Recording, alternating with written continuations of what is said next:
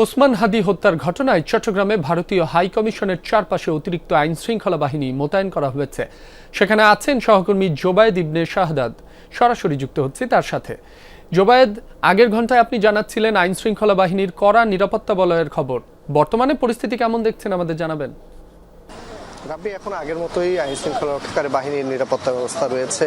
সেনাবাহিনী, police, APBN এর পাশাপাশি ডিবি এই জায়গায় যোগ দিয়েছে এবং তারা আগের মতোই কঠোর যে নিরাপত্তা সেটা এখন রাখছেন এবং চারিদিক থেকে তাদের যে টহল সেটার পরিমাণ বাড়ানো হয়েছে এবং পাশাপাশি এই যে এলাকাটা সেটাতে সাধারণ মানুষের প্রবেশাধিকারটা সংরক্ষিত রাখা হয়েছে। সাধারণ মানুষ প্রবেশ করতে পারছে না, শুধুমাত্র যারা এই এলাকার সংশ্লিষ্ট, মানে সেটা আইন শৃঙ্খলা বাহিনীর সংশ্লিষ্ট, তাদেরকে এখানে প্রবেশ করতে দেওয়া হচ্ছে এবং প্রয়োজনে তাদেরকে যারা প্রবেশ করতে চাচ্ছে, মানে হাই কমিশনারের যে বাসভবনের গলিটা আছে সেখানে অনেক আবাসিক ভবন আছে, সেখানে যারা প্রবেশ করছেন তাদেরকে প্রয়োজনে জিজ্ঞাসাবাদ করছে, এমনটা আমরা দেখতে পেয়েছি।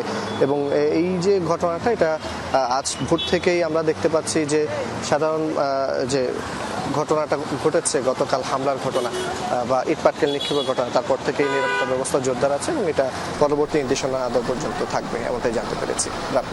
জোবায়েদ, আপনাকে ধন্যবাদ।